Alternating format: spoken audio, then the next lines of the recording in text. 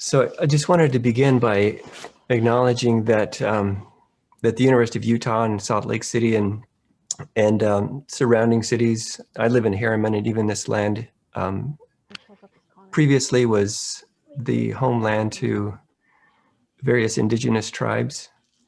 The University of Utah acknowledges that this land, which is named for the Ute tribe, is the traditional and ancestral homeland of the Shoshone, Paiute, Goshute, and Ute tribes.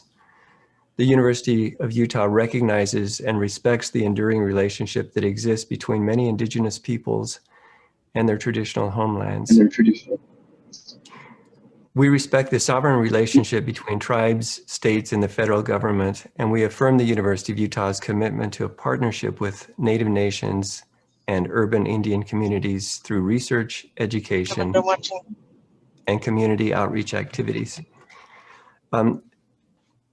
By the way, the Indigenous Land Acknowledgement is posted at the University of Utah President's website, and you can see both a long version and a short version and see how this was developed. We are really happy to have Professor Anna Krulatz with us today. Professor Christensen is going to introduce her in just a couple of minutes. Before we get to that point, I wanted to do one more quick acknowledgement. An acknowledgement of Professor Pat Hanna, whom many of you know, retired from the University of Utah last September after having served as a member of both our department and the Department of Philosophy since 1972. She even served terms as the chair of each of those two departments. She served as the Dean of the College of Humanities from 1991 to 2001, also served as the president of the University of Utah Academic Senate during the 2011-2012 academic year. She's also served on several important task forces for the university and has served as special assistant to the academic senior vice president for faculty. She was granted the rank of Professor Emerita just after her retirement last fall. And at its most recent meeting, the University of Utah Academic Senate passed a special resolution recognizing Pat Hanna for her important contributions to the University of Utah. We as a department also want to recognize her for her importance to us, for being a great colleague, a dear friend, for her leadership, and for how she inspires us. So in whatever way you can, please acknowledge and recognize her and thank her for the wonderful person she's been, the wonderful contribution she's made to our department. I'm going to stop sharing my screen now, come back to the main screen here. I want to welcome all of you to today's colloquium. We're really looking forward to this. I was about to say a few words about Anna Krulatz, but I just remembered that I've asked Professor Christensen to introduce her. I'll turn the time over to Professor Christensen now. Well, it is certainly my pleasure to introduce Dr. Anna Krulatz. For many of us, Anna needs no introduction. She received her PhD from the Department of Linguistics in 2012, and she immediately went on the job market and was offered a tenure track position in the English department at Trøndelag University College in Trondheim, Norway. So that college has since merged with the Norwegian University of Science and Technology, where she holds her position today. So Anna describes herself as an applied linguist and a language teacher educator. Her areas of research include multilingualism with English, interlanguage pragmatics, content-based instruction, and teacher education. In 2019, Anna was promoted to full professor at her university. Her most recent publications include a chapter titled A TESOL Practitioner's Journey from Monolingual through Bilingual to Multilingual. And that is edited appears in a volume edited by Badritten Yasin and Suresh Kanagaraja and Rashid Jain. And a research article Interlanguage Speech Act Performance Refusal Strategies by Korean and Norwegian Users of English. And that article is co-authored with Tulai Dixon, who is also a former graduate of the Department of Linguistics. She has 2 forthcoming chapters on the topic that she will be presenting on today, on the dominant language constellations. And these chapters are in a volume edited by Larissa Aronen and Eva Vetter.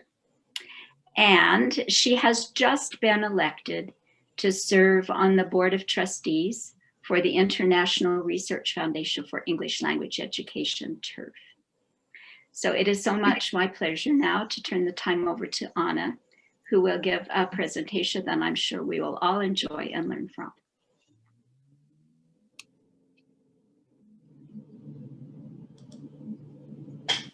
Thank you so much, Dr. C, for this really kind introduction. And as I told you privately, I really couldn't think of a better person to introduce me today. And thank you, Scott, for this generous invitation. I really wish I could be there with you in person today. There's still a lot of dear memories back in Salt Lake. It was my home for a long time, and it really was the Department of Linguistics that made me feel so welcome and so at home. And I miss Utah, but I'm happy I can be with you at least virtually today, and I hope that once we're allowed to travel, I can hop on the plane and visit in person. So as Dr. Christensen said, I'm going to talk about dominant constellations today. Just give me a second to share my screen with you. I've been preparing for this, but I hope it will work. Can you all see my slide? Okay, excellent. Great. Perfect. So the title of my talk is Using the DLC Framework to Examine Linguistic Identities of Transnational Multilinguals. Just to give you a little idea of what the talk is going to cover, first I'll talk a little bit about the background, including international mobility and transnationalism. I'll touch upon multilingualism and identity, and then I'll explain the framework of dominant constellations, whose main proponent is Larissa Aronen, as well as several of her colleagues. And just because I know we all suffer from screen fatigue, and some of us have been on Zoom today a lot, I will intercept with a few beautiful pictures of Norway and elsewhere throughout the presentation, just to give all of us just a little breather. So let's begin by talking about international mobility and transnationalism. The number of people who move internationally has been on a steady rise, and it's caused by factors such as natural disasters, disease, economic hardships, and therefore search for asylum, search for opportunities for better, safer lives, search for jobs, essentially a search for better futures. According to the International Organization for Migration, in 2019, 272,000 million people, which constitute about 3.5% of the world's population, migrated in 2019. Of those, 52% were male, and 48% were female, and 74% were of a working age. Just as an interesting fact, about 26 million were refugees. Here we can see a little graph that shows you the increase in the international migration between 1995 and 2019. And although we can see that the increase in percentage is not that drastic, the actual numbers are pretty high, from 174 million in 1995 to 270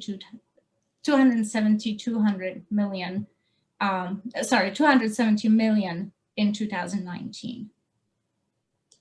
Just a little map to see where these migrants are going. Many of them to North America, so Canada and the United States, many of them to Australia, surprisingly, quite a few to Qatar, as well as, not surprisingly, Western Europe, with Sweden taking about 20% of the migrants. I actually just wanted to show you also this tiny little dot here in the middle that you can see between Germany and France. That's Austria. That is, for a little country like this, receiving surprisingly large numbers of migrants as well. So international, sorry, that went a little bit too fast. No, again. International mobility means crossing borders, and these are not only geophysical borders, but also cultural, ideological, and linguistic borders, something which we refer to as transnationalism. And transnational individuals often leave behind their nation states, which are the common, which share the common public cultures, myths, memories, symbols, and traditions associated with them. And they move to new places to look, as I said, for a new future and better lives for themselves and for their children. As a result of mobility, they can experience some changes in their linguistic repertoires, as well as changes in their identities. So they can retain the languages that they speak, but they can also expand their linguistic repertoires by acquiring new languages or new language varieties. They can also shift to new language or new languages, and they can develop hybrid identities. A little pause for us here. This is a migrant animal in Norway, and I apologize about the bad quality of the picture, but it's because I took it with my phone. It was standing about 200 feet away from me, and so I had to zoom in. But it is a magnificent animal. So, as I mentioned, migration can be linked to changes in identity. As people move on to new places, they develop a new sense of self. Identity is shaped by people, places, experiences, and perceptions, things that are around us, including family members, including ethnic and cultural membership, social class, languages that people speak, religion, gender, sexual orientation, and so on. There are several different definitions of identity that have been proposed in the literature. The one I like, and I think the one that's relevant for the purpose of my presentation today, is the one that I bolded for you on this slide. And it is from Duff 2015. Identity is how people see or imagine themselves, how they relate to the social world, and how they are seen or positioned by others in their various social, cultural, and linguistic settings, and thus their sense of belonging to and legitimacy within particular social groups near and far. And so, according to this definition, identity is always a two-way process. It is how an individual sees themselves versus how they are perceived by the community or the communities to which they belong or to which they want to belong. What is also important about identities is that they're complex, multifaceted, continuous, and unstable and fluid, meaning that they change throughout individuals' lives. And that is true for both people who remain in the same place their whole lives, and even more so for transnationals. Identity is very closely related to language, and especially post-structuralist theories see identity as constituted in and through language. So every time we speak, every time we read, every time we write or express ourselves in any other way via language or other means, we not only exchange information, but we also organize and reorganize a sense of who we are and how we are related to the world around us. Edwards claims that the single most important fact in the social life of language is its relationship to identity. And Joseph acknowledges that language and identity are inseparable. Likewise, Duff claims that links among identity, educational practice, language choice, and everyday discursive practices are inseparable and they're strong. So before we move on to talk about transnationals and their identity, I think it's also important to define the key concept of today's presentation, and that is multilingualism. And transnationals are often at least bilingual, and very often they're multilingual. Now, I want to go through the definitions as they develop, just give you some sample definitions that have been developed within the last century. And so in 1927, the definition proposed by Bloomfield saw bilingualism as equal native-like proficiency in two languages, what we today refer to as balanced bilingualism, but we also know that this scenario is quite rare. Way proposed several different types of bilingualism, including unbalanced bilingualism, functional bilingualism, receptive versus productive bilingualism, and acknowledged that bilingualism can come with various levels of proficiency. Now, multilingualism was originally seen as a subtype of bilingualism, but since this perception has changed, and so now there are different schools, but one of them actually sees multilingualism as the overreaching term that includes bilingualism and competence in 3, 4, and several other languages as well. Herdina and Yesner see multilingualism as a continuum. They see it as a varied phenomenon ranging from monolingual acquisition, so the acquisition of a foreign language based on the command of one language, through balanced bilingualism to the command of 3 or more languages. And then there are also some claims in the field that perceive bidialectalism as a form of bi or multilingualism. So if you're a speaker of different, who can use comfortably different dialects of a language, you're also classified as a multilingual. And these definitions are important for the study I'll be presenting today, because depending on how we define multilingualism, you can include different participants. And I decided to go with the broader definition that sees different ability to use different dialects, bilingualism, and bilingualism as subtypes of multilingualism. So here is a definition that I think is highly suitable. A multilingualism as the capacity of societies, institutions, groups, and individuals, I highlighted individuals because that's who I focus on, to engage on a regular basis in space and time with more than one language in everyday life. Now, multilingualism is highly complex, and it's very messy. So there are different paths to becoming a multilingual. A rare situation is that L1, L2, and L3 are all acquired at the same time, simultaneously. Very often, L1 and L2 are acquired first. For instance, when a child is growing up in a bilingual home, and then a third language is added when the child enters a school. In other scenarios, L1 is acquired first, and then 2 or more other languages are added throughout the lifespan, or here in this case at the same time.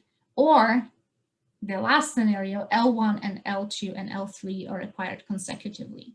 Now, this only shows you different options for acquiring 3 languages. Once you add L4, L5, Ln, the picture becomes even more complex, more blurry, and less straightforward. So what is important to recognize is that multilingual systems are very fluid and that they're extremely variable. And so it actually is difficult to find a homogeneous multilingual population to study. Going back to the concept of identity, which is also central for my talk today, Multilingualism, including the settings and orders in which an individual's languages are learned, have important consequences for how people perceive themselves, because languages, different languages, become a part of their identity to various degrees. And Aronin and Olair have argued that it is necessary to base the study of multilingualism on the notion of identity, given that language constitutes one of the most defining attributes of the individual. And hence, it is important to examine multilingualism and identity. Now I'm bringing the three important notions together: transnationalism, language, and identity. Why is this something that is worth studying? So for transnational multilinguals, answers to questions such as, where are you from and what is your native language, are not easy to answer. All of you here today are linguists, and you have all, I'm sure, encountered the stereotype of a linguist speaking several languages. When you say, I am a linguist, that's the first question people ask you. Likewise, when you're a migrant, very often the first question people ask you is, where are you from and what languages do you speak? Or where are you from and what is your native language? Assuming that the answer is very easy and straightforward, that we all come from one place and we all speak one mother tongue. But in reality, transnational speech communities and language practices are very heterogeneous. They're not stable, and they're not always rooted here or there. These people belong to many different places, and they have identities that are very complex.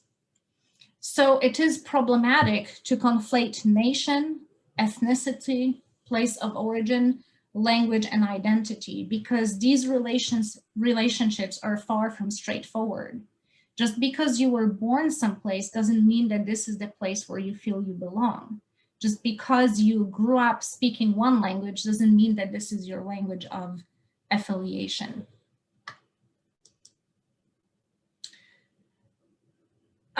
So I want to talk briefly about the traditional notion of linguistic or verbal repertoire, and then justify my choice of dominant language constellation as a lens through which to study transnational multilinguals.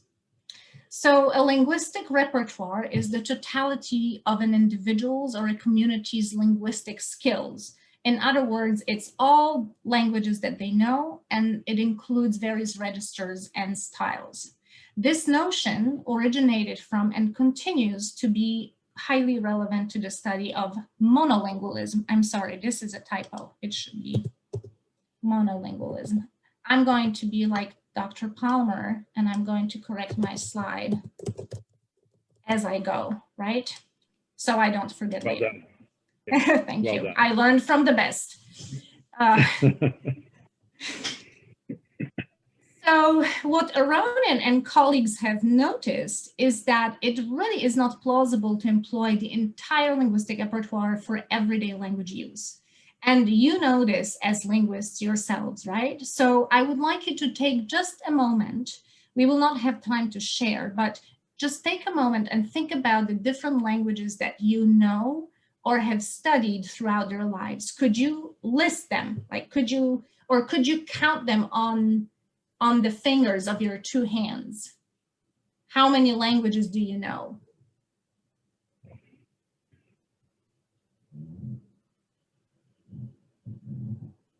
I can see quite a few. Let me see, yeah, 4, 5. Is anybody using two hands to count their languages? I'm pretty sure there has to be at least one person, right? I recently interviewed a non-linguist who told me he speaks 11 languages. But then we started talking about it a little bit more closely, and he came to a conclusion that really, in his everyday linguistic practice, he relies on 3 to maybe 4 languages. And these are the languages that are sufficient to cover his linguistic needs.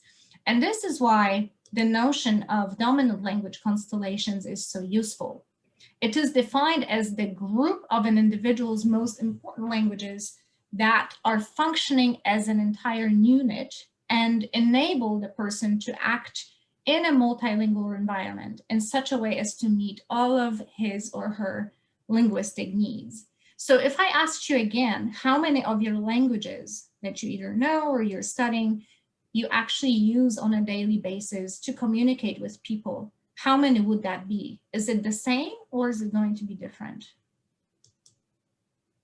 2, I see 2, 2. Yeah, so it's usually between 2 and 4. A dominant language constellation typically consists of 2 to 4 languages that act as a unit. By a unit, we mean that they are used to address all of the linguistic needs or communicative needs of a person. DLCs are very particular and they're specific for each individual and each society. And languages within a DLC accommodate to each other. In other words, multilinguals language use is different from that of monolinguals. So a multilingual, to use Vivian Cook's terminology, is not a sum of a monolingual.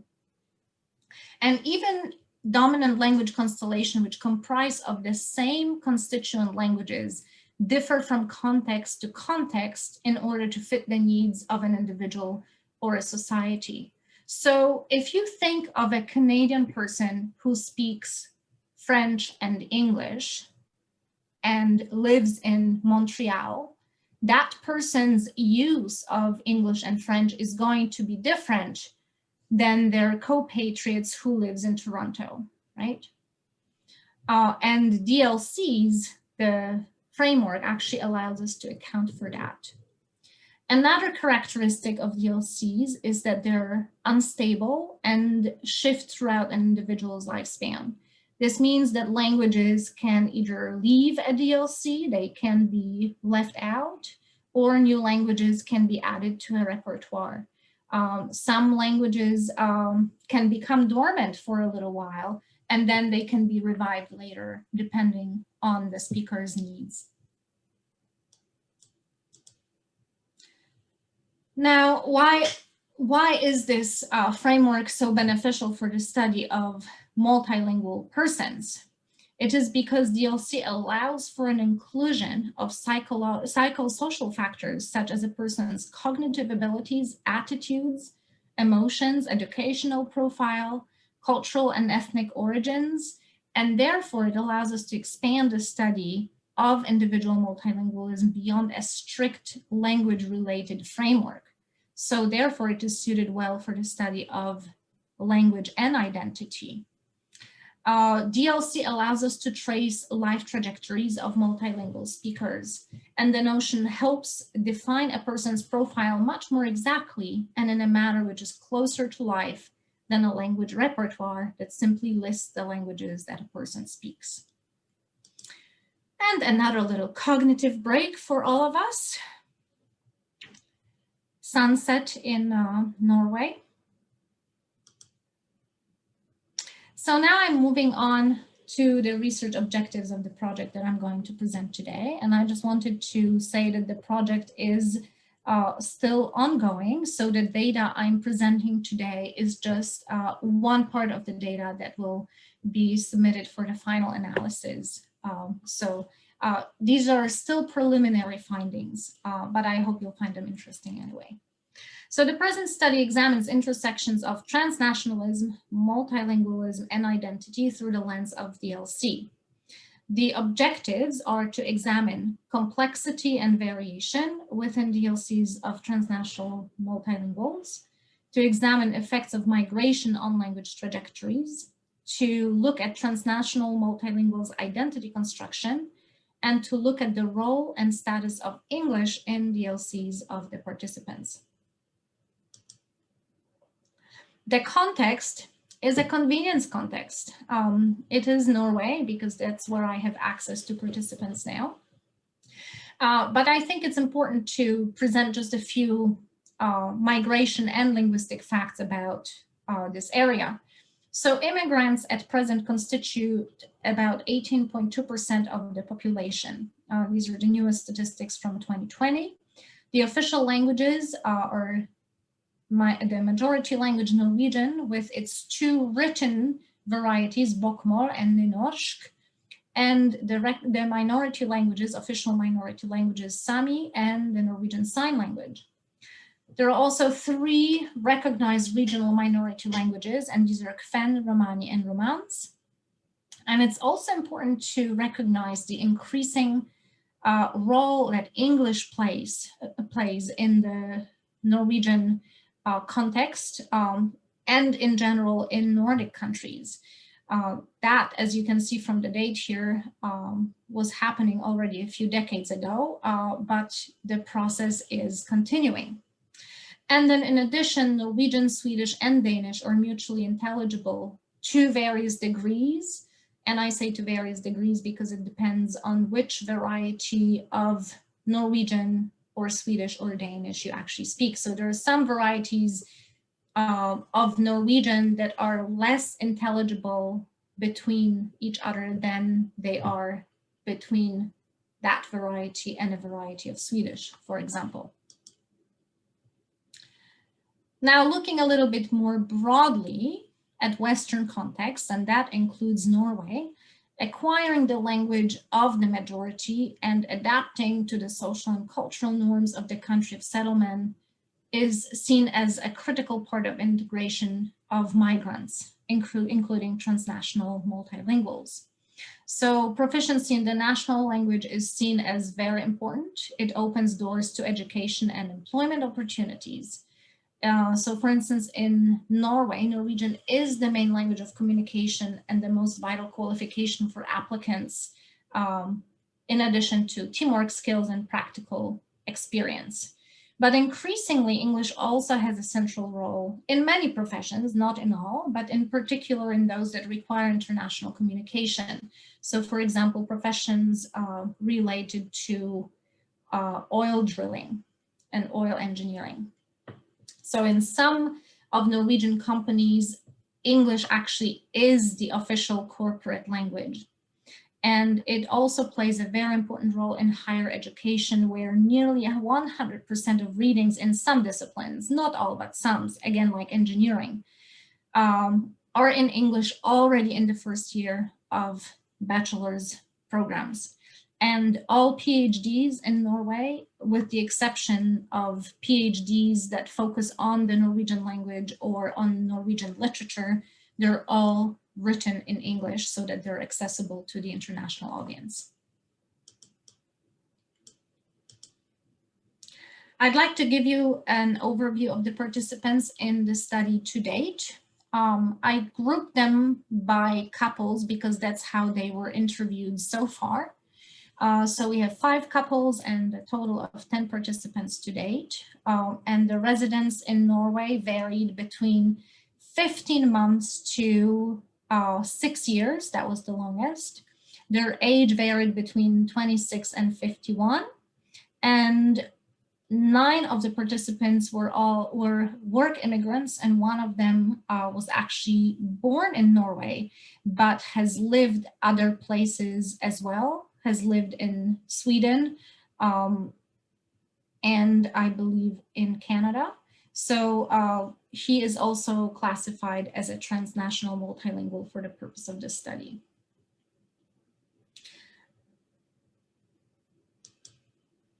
So data were collected using 3 data collection methods. And if you look under chat, I sent you a handout with 3 appendices. So the first part was filling out a DLC chart. All of the participants were invited to a meeting with 2 researchers, during which they were given a consent form, and we told them about the purpose of the study, and we gave them instructions for filling out the DLC chart, so drawing the different languages that they use, and this they did in the presence of the researchers so that they could ask any questions if something was unclear. and they were giving instructions for either writing or audio recording autobiographic narratives. They were told that they can do it in the language of their choice. And in case, if there are any non-English responses, these will be translated into English and translations will be verified with the participants. Interestingly, to date, all 10 of them have chosen to write their narratives in English. And maybe it will become clear why when I discuss the findings. But even though their first language backgrounds are quite varied, English plays an important role in their lives, and that's the language that they felt most comfortable using for the purpose of the project. And then they also filled out a language use questionnaire, which was then utilized to calculate the percentages of their language use and to draw the images of their dominant language constellations. There is a strong tradition of using autobiographic narratives in linguistic ethnography. This is because they provide convincing evidence and are very closely tied to the lived reality of phenomena than other available modes. They also blend ethnographic interest with life writing and provide us with detailed data about subjects' individual lived sociocultural experiences. And finally, they also are a valuable source of information about people's private worlds, which are inaccessible to experimental methodologies, and thus provide us with the insider's view of the process of language learning, language attrition, language use, in the case of the present study, language identities, and how the language repertoires or DLCs were affected by migration. Another little pause, and I really need to take a good sip of water.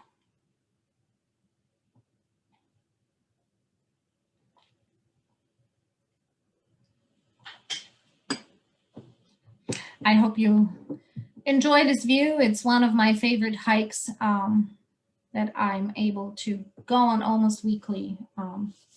The view can be stunning if it's not cloudy. If it is cloudy, you cannot see anything. So I was lucky on that day. Okay, so we're moving on to the results. First, I'm going to look at the complexity, variation, and effect of migration. So here you can see the first two participants who come from South Africa. They both reported English and Afrikaans as their native languages, which is interesting because they both started studying English at school. They had different paths to mastery in English. So one of them, Zonia, she actually attended private schools because her family was on the move due to her father's job. And so she always attended international schools where English was the language instruction, whereas Barke, he learned English first as a foreign language and then had it at school a little bit, but mostly actually learned it via video gaming, and because he had a friend who spoke English at home, and so he felt a need to learn this language to communicate with his friend. But for both of them, English and Afrikaans are central languages, which here they're visualized as such, right? You can see in the center, so dominant language constellations, I guess I should have mentioned it. One way to visualize them is a little bit like the universe. So we have the central planet here, where the main languages or the central languages are located, and then languages that are of less importance are on the orbit around that core, and then other so-called peripheral languages are visualized as little stars that are further away from the core, from the center. So as we can see for both of these, for both Zonia and Barke, English and Afrikaans are their central languages. And Norwegian, because they both moved to Norway, there are some of those who moved to Norway quite recently at the time of the study. Just if we look back here, they had been in Norway for about 16 months. So for them, Norwegian is still on the orbit. It's still a language that they use to different degrees. They're learning it. Baca reported that he uses it a little bit at work, and he's actually quite motivated to use it in order to integrate better into the society. For Zonia, it is also here, and she feels she has to learn it, but she also has some other languages that are competing. So she has Chinese. She spent some years in China as an exchange student, and so this is a competing language for her. And she also reported that she felt like she has already invested so much into learning other languages like Arabic, which is peripheral, but Arabic and Chinese, that she is just not certain she is willing to invest so much effort into learning yet another language when she doesn't know how committed she is to remaining in Norway. So we can see that although they arrived in Norway at the same time, they should have the same motivations, and yet their individual DLCs are quite different depending on their identity, their language ideologies, depending on how they perceive the role of Norwegian and their future, their possible future development. The next couple arrived from Spain, and their declared native language was Spanish. They were also one of the recent couples at the time of the study, so they had been here for about 15 months, as we can see. But they also, even though they agreed that Spanish was their native language for both of them, English played a very important role. And we also see a difference here in the role of Norwegian. So for Matthias, Norwegian, as indicated by the arrow here, it already started moving to the core at the time we collected the data. So Norwegian was gaining in importance. They were both learning it at the same time. They were actually attending the same Norwegian class, but because of the perceived differences in importance of that language, for Gabriela, it was still on the orbit, whereas for Matthias, it was moving closer to the core. He was the one who said, it's important for me to learn it because my son is going to speak Norwegian and I want to be able to communicate with him. But they also both still use Spanish to communicate at home with their son. And so Spanish remained as an important language. But if you look at percentages here, so the lighter stripe here, that's Spanish, right? It was about 34% of daily use for Gabriela and 42% of daily use for Matthias. English is clearly dominant for both of them, 56 and 58% of the daily use. This is because they both use English a lot at work. They used it to communicate with their friends, to establish links with other members of the transnational community in Norway. It's also worth mentioning that their paths to English proficiency were a little bit different, but we'll get to that when I talk about the role of English. Then we have Hermione and Ole. Ole is our Norwegian participant, but he's the one who we also consider transnational because he has lived other places. He lived in Sweden, Canada. And so for both of them, again, it is English and Norwegian that are at the core. These two also reported Swedish and Danish to various degrees as being on the orbit, so they play some role. They're languages that they can understand because they watch some TV, they have some colleagues at work. For Ole, perhaps a little bit stronger because he lived in Sweden. Norwegian is increasingly important for Hermione, who moved to Norway, originally Canadian or British Canadian, as she identified herself. And so Norwegian is becoming more important for her, and it actually pushed out German and French to the orbit, two languages that were kind of competing for an important role in her life. But since she moved to Norway, she basically said she didn't have enough time to maintain these other two languages because she had to focus on learning Norwegian. And then we have a bunch of other peripheral languages that she knows to some degree. With Dutch and Afrikaans, it essentially is just a few words she can recognize because of her knowledge of other Germanic languages. And the next couple, here Laura is she stands out quite a bit because she listed 4 central languages, and Jean-Paul, her French husband. So Laura is originally from the United States, Jean-Paul is French, and Laura, in addition to spoken languages, also is competent in a number of sign languages. As you can see, American Sign Language, Norwegian Sign Language, and then Auslan, so Australian Sign Language.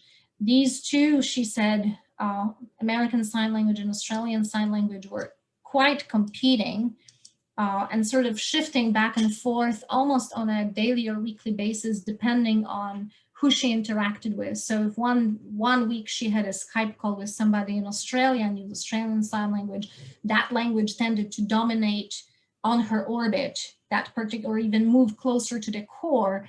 And then the following week she would have to deliver a presentation in ASL. And so that language gained prominence. So I think she's an excellent example of how DLCs can fluctuate, not only over longer periods of time, but even on a daily basis, depending on the use. In any case, so she declared in American English as her native language, whereas Jean-Paul declared French. They shared 2 central languages, English and Norwegian. French for Laura was moved to the orbit, whereas for some time when the couple resided in France, actually was placed as a central language for her. For Jean-Paul, French remained as central because he declared it as his first language he still uses to communicate with his family. And then we have various languages that are peripheral, with Swedish moving closer to the orbit for both of them because of interactions with Swedish friends.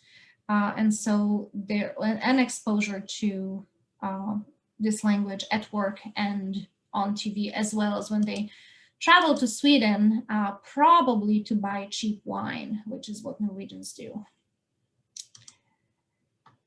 Okay, and the last couple here, German couple, Johanna and Robert, both declared German as their native language. They had absolutely no doubts here, as I'll explain again when I'm talking about identity. But again, Johanna, a number of languages here in the center. So the central languages of her DLC, German, Norwegian, English, and French. And for Robert, German, English, and Norwegian. So French for Johanna is because that was language of her education. She actually has a degree in French. She's a teacher of French, and she uses it on a daily basis. Norwegian, so they resided in Norway for quite a while at the time of the study. Let me just take a look to remember so I don't lie to you. Yeah, 6 years at the time of the study, right? So we can see that for them, Norwegian really has gained prominence. English as well, because it's a language that they both use at work quite a bit, and German is the language that they use at home. Dutch, for both of them at some point, was a central language because they lived in the Netherlands for a while, but then it was pushed out by Norwegian due to migration. And then they both have receptive knowledge or basic communicative skills in other Romance languages, such as Spanish, Italian, and Latin for Johanna, and French and Latin for Robert. They both took Latin at school, which was still, I think, a lot of people of their generation experienced in German-speaking countries. So let's take a look now at identity construction in these individuals, and identity, how it is connected to language use, right? So with Zonia and Barca, the first couple from South Africa, we can see that they both use English more frequently than Afrikaans. And even though they grew up using Afrikaans at home, they felt that English was also their native language. This may not be something that native speakers of English would have granted them, but for them as speakers, this was a central part of their language constellations. For Zonia in particular, English was very strongly linked to identity because she went through many years of schooling in this language. And she actually stated that she was unable to use Afrikaans for all of her communicative needs. She said that for academic purposes or for work-related purposes, and even some nuances when expressing her feelings, she reverted to English. But she still said that Afrikaans was her emotional language, so a language that she uses at home, and she definitely would use it if she had children in the future. She would use it with her children. The same for Barke. He used Afrikaans to talk from the heart, these are his words, and to express his emotions naturally, but again, in English and academic settings, in academic and business settings, English was much more natural for him to use. The next couple, the Spanish couple, rely on English extensively in their daily lives and use English more frequently than Spanish. And Gabriela was actually unable to answer the question about her language of identity in a straightforward manner. She said she was not certain which language was her language of identity.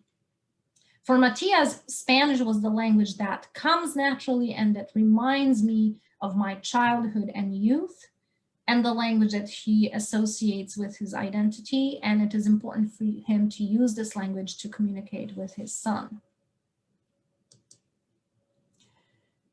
For Hermione and Ole, again, both English and Norwegian very important, and English is the intimate language of their relationship. Hermione actually said, so she also had this conflict of identity. So when asked where she is from when traveling outside of Norway, she does not respond, I am Canadian, I am British Canadian, or I'm Canadian. She just says, I live in Norway. So that's an interesting development in her identity. For Ole, English has played a very dominant role in the last 12 years of his life, and that started already in college. And he actually revealed that he experienced some low self-esteem related to his proficiency in Norwegian, which he declared as his native language. So for instance, he said that he lacked advanced knowledge of vocabulary, and he was unable to explain grammar. That he felt that his skills here were much stronger in English. For the next couple, again, they were not able to provide a straightforward answer about their identity. So the link between language identity was not clear to them. As they reported in their autoethnographies. Laura said that sign languages are quite important for her and that English is also linked to her identity, but she also recognizes a strong identity as a multilingual. She said every day in life in Norway is full of languages: English, Norwegian Sign Language, Swedish, American Sign Language. And for her, language knowledge is a door opener to other cultures. I put this quote in here because I think it's quite powerful. We may forget languages, but I find the culture behind those languages stays for much longer. The various understandings of the world take much longer to fade.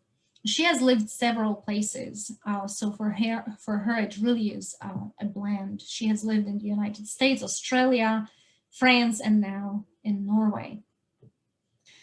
For Jean-Paul, who declared French as his native language, English actually is linked to his identity quite strongly.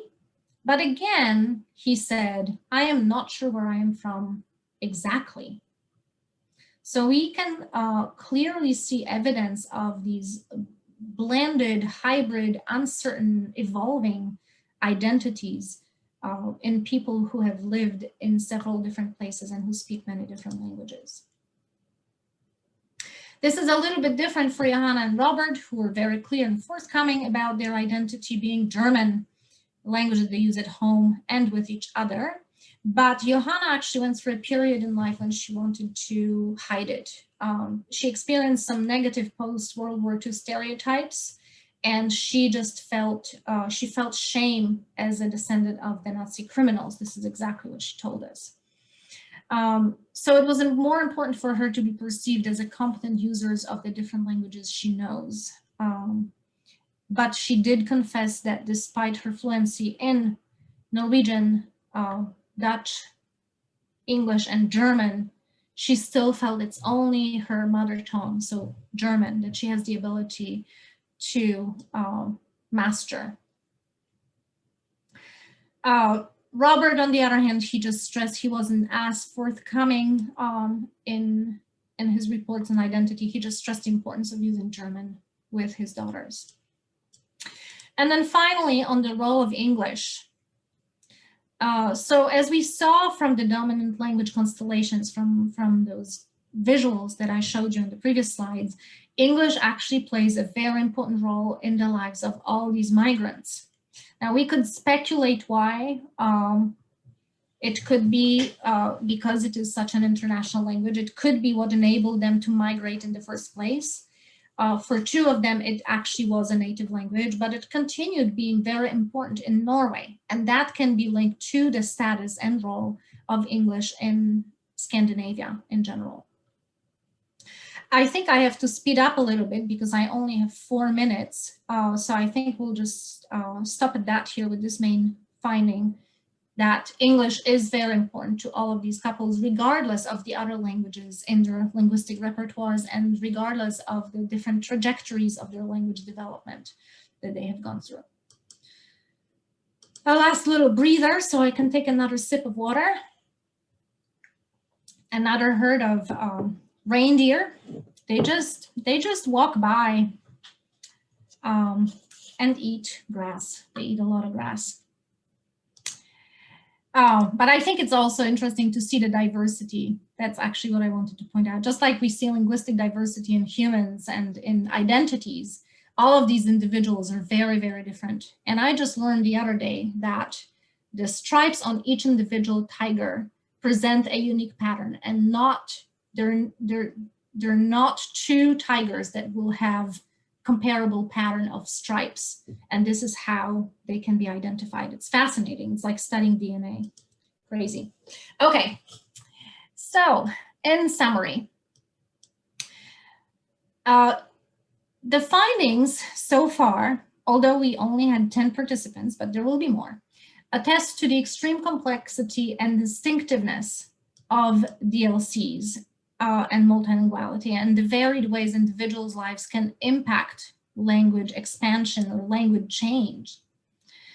Also, changing attitudes to language can affect language configurations in DLCs. I think that's something that I forgot to mention, but it was in the development of Matthias's and Gabriela's repertoires when they were learning English and their attitudes to English. So Matthias started with very negative attitudes at school, and he learned English because he had to, but later on he went on to actually study in English, exactly, not because he liked the language, but because he felt he had to overcome the challenge, whereas his wife, Gabriela, from the beginning was very positive and excited about this language, and they both attained similar levels of proficiency, and they both use English now on a daily basis to communicate at work, despite these original different attitudes. Also, relocating to another country can impact a DLC and a linguistic identity of the speaker. Then there are other factors such as personality, social ties and influences, group affiliation, education, career choices, and lifestyles that may affect the configurations of languages in DLCs.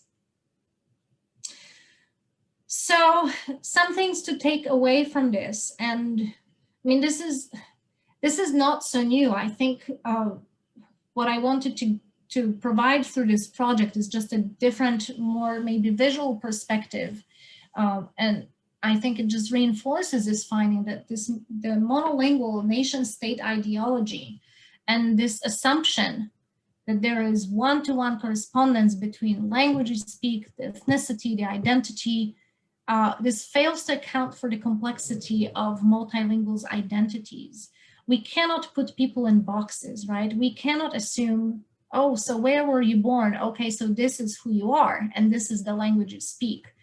Because people change and they should have the right to choose their own identities.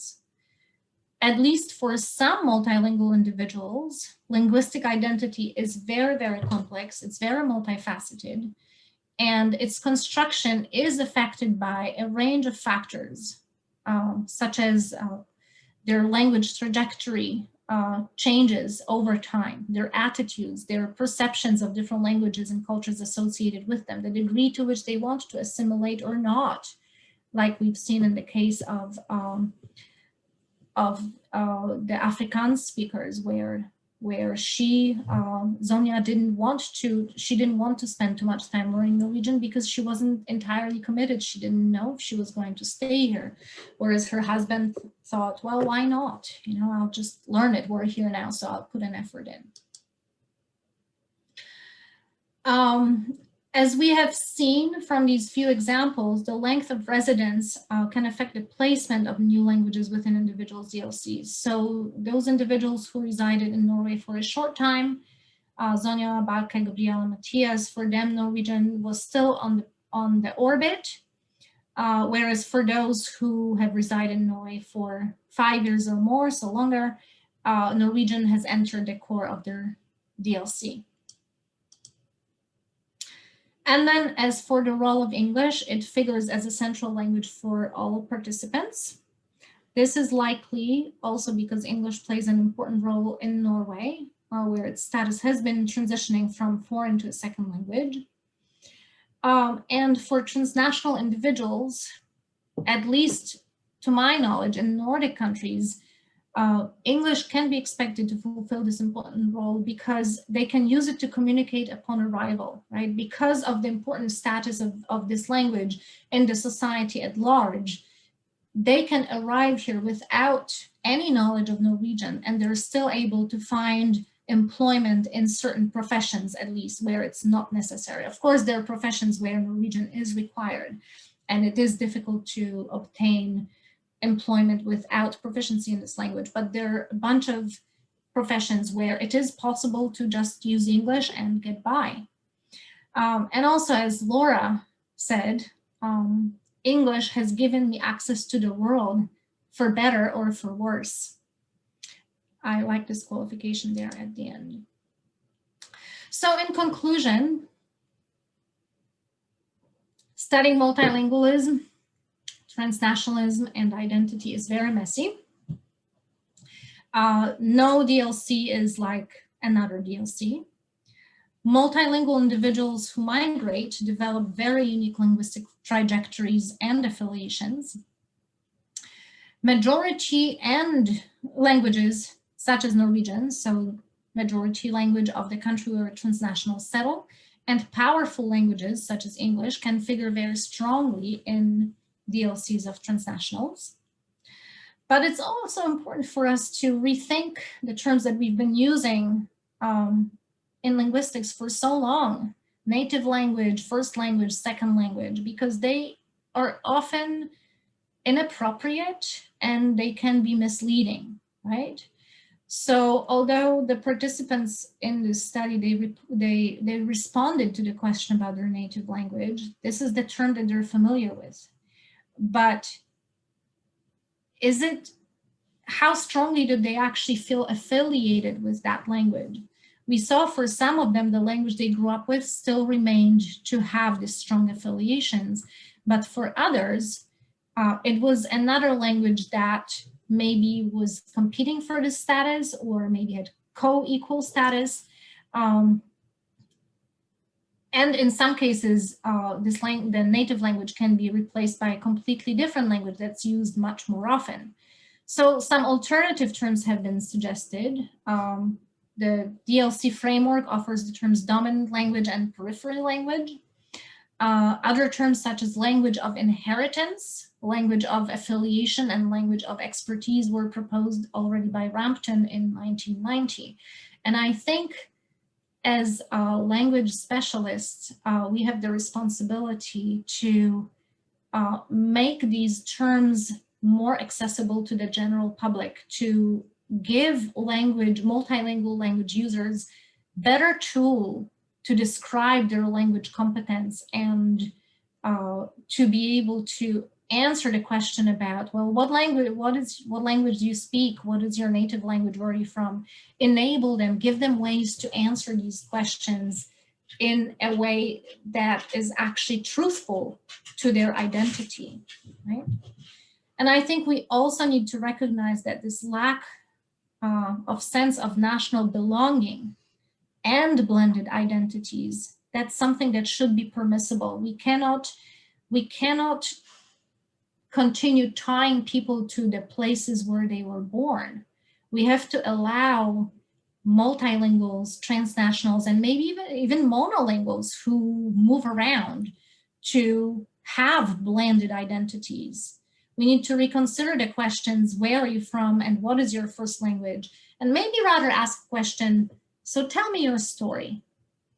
And by this question, the monocultural, stereotypical ways of viewing others. Thank you so much. And I think this is an image you all recognize.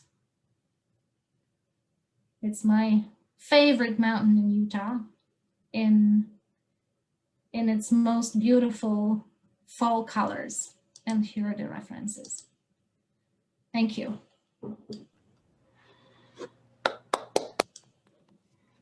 Thank you, Dr. Krulatz. That was really interesting.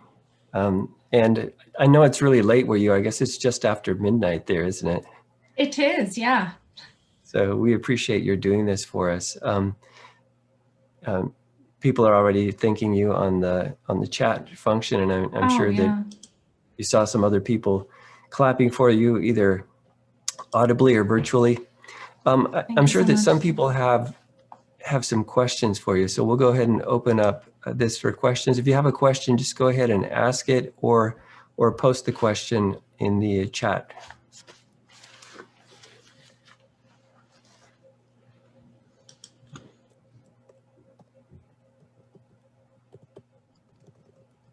I'll ask a question if that's okay.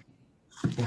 Anna, that was a great presentation, and I'm going to make sure that some of my students who are here, that I'm going to follow up with them, because it was really relevant to some of the topics we're discussing in our sociolinguistics course. I noted a couple of things that maybe you could elaborate on a little bit. One was when you mentioned that one of the couples that they described themselves as native speakers of English.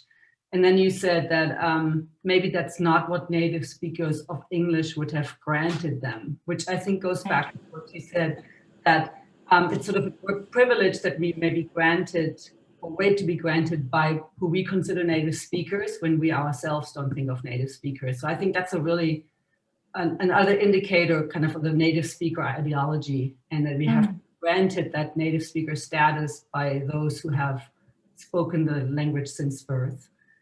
And then the other one that I thought was really interesting, that I think it was from the German couple, that he spoke about low self-esteem in his native language because he's feeling like maybe no longer or not able to use it in the same way in his area of expertise as he does with another language. So both of these, I think, speak very much to your conclusion about this sort of monolingual native speaker ideology that continues to persist. Yeah, I thank you for this comment, Anna. I definitely agree. So the couple, I think it was actually the British Canadian Norwegian couple, was the Norwegian individual who said that his competence in Norwegian was not, he didn't perceive himself as competent as a native speaker should be, right? And so I definitely agree with your comments. I didn't quite get the question. Was there a question, or was it just a comment, a follow-up sort of? What I wanted to say is that to what extent, I mean, if we hear those kinds of comments, to what extent do you see that as sort of an indication of this native speaker ideology, and how even these multilinguals persist in this kind of monolingual mindset or native, even though these are all examples of truly multilinguals with multiple languages in their orbit. And still they have this sort of sense that they have to land on one. Is that kind of what from their comments, that they feel like still this being compelled to maybe identify one language that is tied to their identity? Yeah, no, I think I agree. Definitely they feel that a native speaker is a superior speaker. I think it would be useful then to go back to these definitions of bi and multilingualism that I provided at the beginning, right? And I think if you ask the general public, their notion of bilingualism is still very often balanced bilingualism. So if you ask a person, do you consider yourself a bilingual, even if they speak several different languages, or do you consider yourself a multilingual? They'll say, well, I speak a little bit of these other languages, but I am not a multilingual or a bilingual really, because I don't have native-like competence. So I definitely agree that this notion of superiority of native speakers is still very strong out there. And that is another notion that as linguists, I am an educational linguist, and so I also see a responsibility of working with this, for instance, in the schools where students' language competence needs to be recognized as valuable, and all of their linguistic resources need to be recognized as valuable. And we can talk about them being emergent multilinguals, right? I think a lot of the participants in my study would qualify as emergent multilinguals, but it in no way makes them inferior to native speakers. Quite the contrary. We know from studies on bilingualism and multilingualism that it comes, both of these come with, or let's say multilingualism, if we include bilingualism in the term, multilingualism comes with a lot of benefits. So multilinguals win out, and they are in the majority now. So I definitely agree. And that's something I passionately work with every day with our students here and teachers in the schools. Thank you.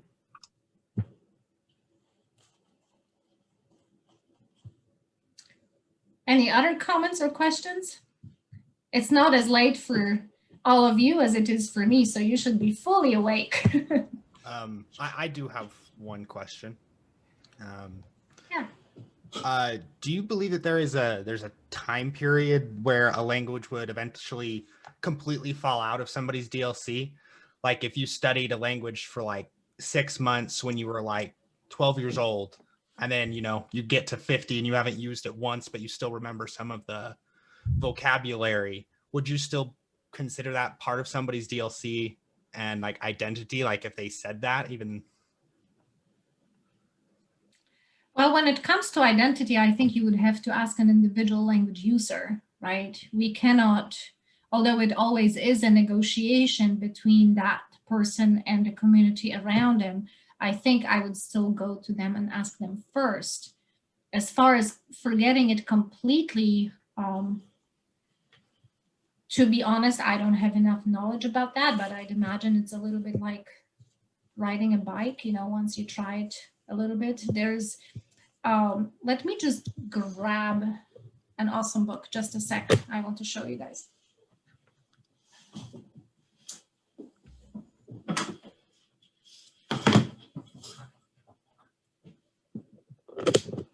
Sorry about that.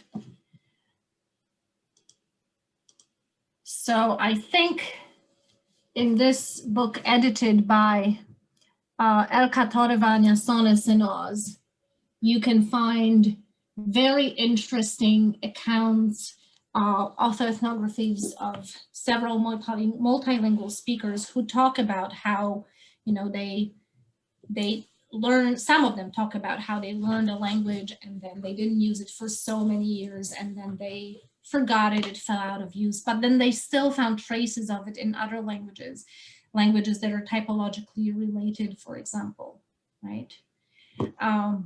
But what I do believe is that it really, when people say, oh, I speak 12 languages, it really is impossible to maintain them on a daily basis because there's only so many hours in a day when you can use or expand those languages, so they compete for space in a way.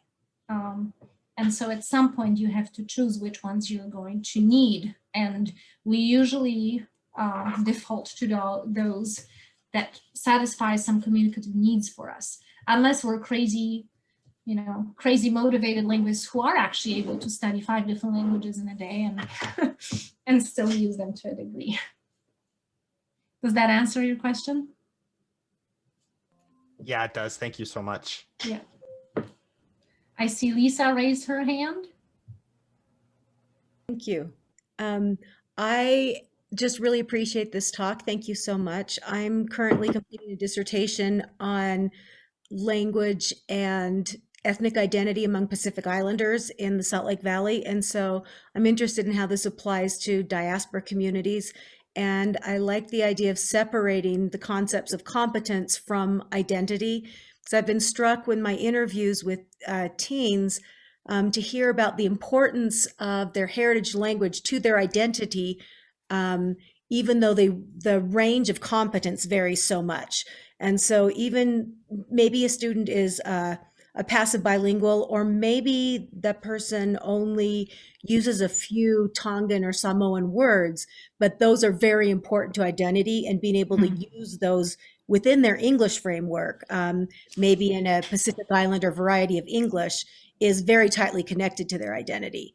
So I think that that's very interesting to not think, okay, well, you have to be, full bilingual, and then you start evaluating the importance, because I think it's all along that spectrum of proficiency that this affects identity. It's very interesting to hear that you were unable to disambiguate. So did you do interviews, or what was the data collection method? Well, so yes, I did interviews. I didn't ask the same questions that you asked, but when I asked questions, I did ask questions about language proficiency, but I asked a lot of questions about, culture and heritage and social structure at the school and that sort of thing. And so I would see people would talk about their heritage language being an important part of their identity, even something they want to pass on to their kids. And then, another part of the interview, they would say, oh, I don't really speak this. It would kind of come up, and you could see that there's kind of a conflict in their minds, because I think that, the common perception is that you have to be fully bilingual, be able to pass some kind of proficiency test in order for that to count as your language. But for many of these students, that language is very important to their identity at whatever level of proficiency they have. Right, but they may not perceive themselves as equally proficient, even maybe as compared with second language learners, like in mixed language settings, right? Exactly. In mixed language classrooms, they still perceive themselves as deficient in some way. Or even their friends, at school, who may be from the same ethnic group, but maybe they speak the language more in their home or something. And so I can see that sometimes there's a maybe a feeling of shame or something associated along with that importance to identity. Yeah. Yeah, and I wonder how much of it is, and probably a lot of it is, linked to the expectations imposed by the society at large, is that you have to be like a native speaker, and if you're a bilingual, you have to be 2 monolinguals in one, you have to be equally literate in both, right? Right, and that, I think those expectations can come from 2 different communities that they're both trying to live in at the same time. Yeah. Right, and I was just wondering if you might make your slides available. I don't know if that's something you talked about. Yeah. So I would like to be able to look at those again. Did you have a specific one in mind? Oh, I was just wondering if you had a PDF or something to go back. Oh, okay. In that way? Yeah, or, sure. Yeah, absolutely. Yes. Yeah. Absolutely. I don't know, Scott, could I send you a PDF afterwards, and could you distribute it, or what would be the easiest way? Yeah, absolutely. Yeah. If you'll just send it to me, and then Lisa, maybe you could send me an email, and then I'll reply to that with the PDF. Perfect. Thank you. Sure. Okay. I believe in the interest of time, what we should do is transition over to the informal student session. So at this point, with a round of applause, I will, first of all, I guess we should give the round of applause. Anna, thank you so much. You. This was very, very interesting. I'll go ahead and dismiss the faculty and staff and invite the students to stay on for an informal discussion with Dr. Krulatz. I just wanted to say thank you so much. It was wonderful to see you all virtually, and I really hope I can be there in person when we're allowed to travel again. And I'll definitely come visit the department.